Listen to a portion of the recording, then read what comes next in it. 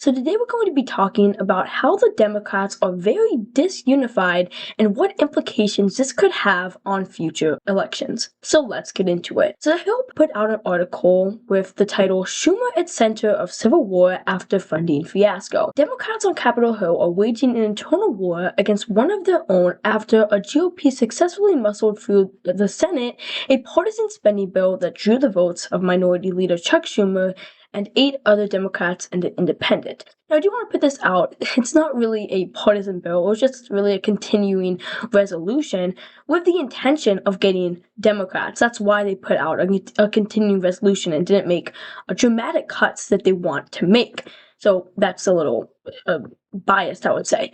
The clash is pitting most of the party, including virtually every House Democrat, against Schumer, who infuriated members of his party on and off of Capitol Hill by saying Thursday night he would back the measure. The differences over strategy badly split House and Senate Democrats.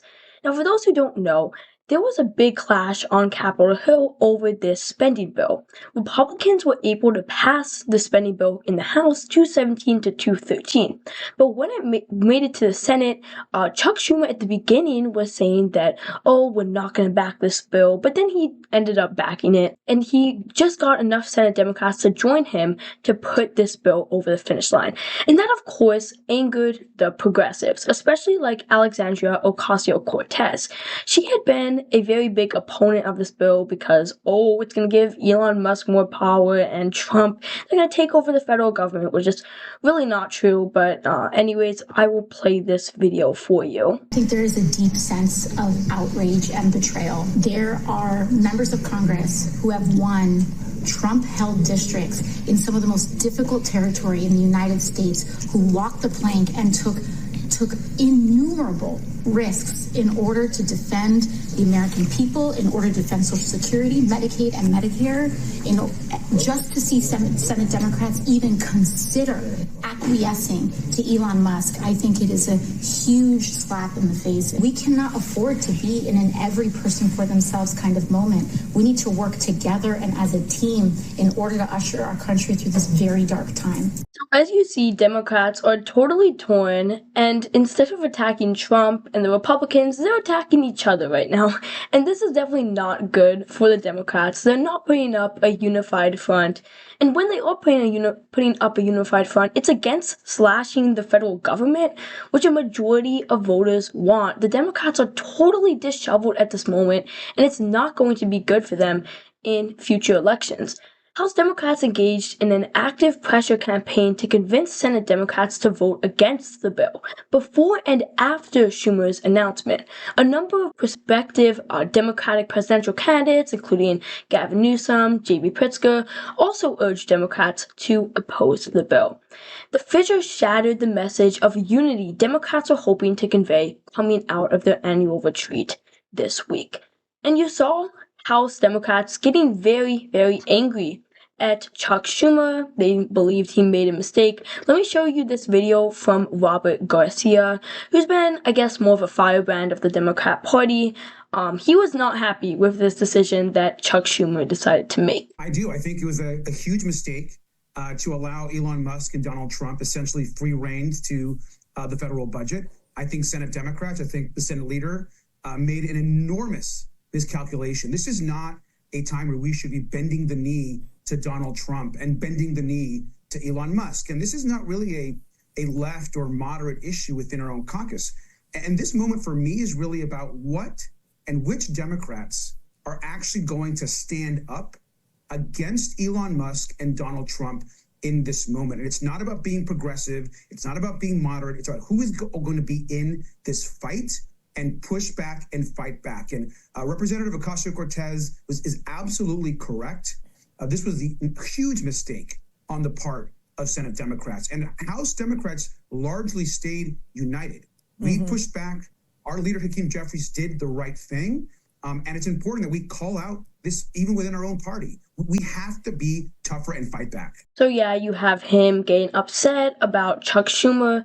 And they've actually gotten so upset that they've actually started pressuring AOC to primary Chuck Schumer. And this is part of the reason why Democrats are at such a low approval rating. You see that right now they have a 21% approval rating, 68% disapproval rating. Now, I do believe that Chuck Schumer did the right thing for the Democratic Party. Now, I'm definitely not a Democrat, and so I honestly don't care if they do the wrong thing, because that's just going to hurt them. But looking politically, it does look like they did the right thing, because look back at the 2019 shutdown with Trump. They successfully pinned the blame on Trump and the Republicans. Now, this shutdown was based on the border situation. The Democrats did not want to give funding for a border wall. Trump said, no, we're going to have it on that funding. I'm going to push for that funding. And if you don't give that funding, then I'm not going to sign it into law. And so it was a 35-day shutdown, and it actually really did bad for the Republican Party and Trump as a whole. 47% of voters of people surveyed, I should say, said Trump is most likely to blame for the shutdown, while only 33% blamed the Democrats. Now, this was the first time that I can remember where Republicans successfully blamed the shutdown on Democrats, because for years and years, Democrats had successfully blamed any shutdown on the Democrats. In 2024, December, there was this whole funding fiasco that was going on right now, where Biden and the Democrats said if there's a shutdown, it's blamed on the Republicans because they control the House. Now, while Chuck Schumer might be crazy, he's not stupid, and that's why he knew that in order for the political future of his party, he needs to get this funding through the House. Through the Senate, I should say. And it really shouldn't have been that controversial. It was just the same spending levels as Biden had, with a few, I guess, cuts. I think they made some additional spending in military spending, and then a few cuts somewhere, some other places, but it really was just the same as what they had always voted for. But now, since Trump is president, they decided to vote against it. And as I was saying, that is why their approval rating is so low. Let me play for you this video. I'm a big fan of the oldies, and when it comes to the feelings that Americans, voters at large, and Democrats have, I can't help but think of Chubby Checker. Why is that? Because the question is, how low can you go? Voters' views of Democrats in Congress, the lowest ever approval ratings on record per Quinnipiac University. Look at this. Approve, 21% among all voters. Look at the disapprove level. Holy Toledo, 68% of all voters disapprove of how Democrats are doing in Congress.